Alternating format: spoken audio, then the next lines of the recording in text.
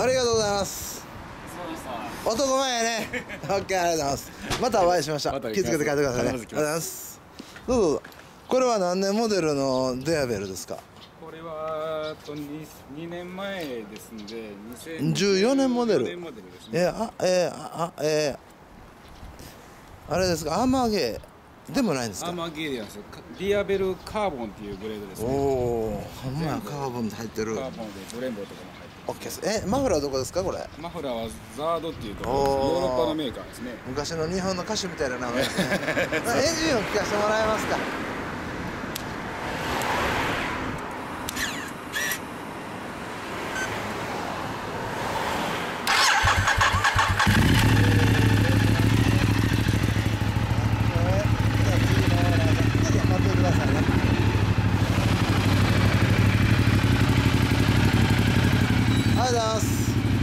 男前やねー、かっこいいわー。じゃあ、ありがとうございます。ありがとうございます。バイクは何ですか？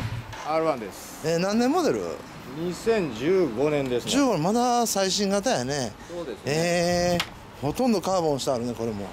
これ、まあ、馴染みのうちの会社のお客さんにプレゼントしてもらった。すごいなー。あなたがあげるわ。はい。エンジン音聞かせてもらえますか？はい。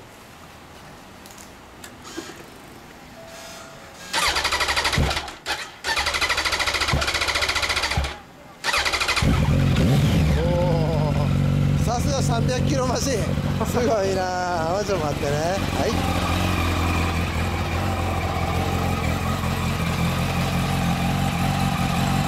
ありがとうございます。ごちそうさまでした。ありがとうございます。気をつけて帰ってくださいね。ありがとうございます。美味しかったです。ありがとうございます。白いカレー。ごめんなさい。これはどこのメーカーですか？ホンダの CBR ですね。WR ですかね。はい。ファイヤーブレードじゃないんやね。ではないです。オッケーです。何年モデル？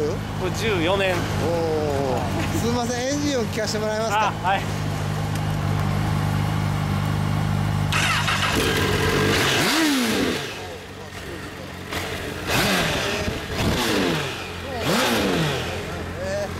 ありがとうございます。ごちそうさまでした。次の瞬間左ですね。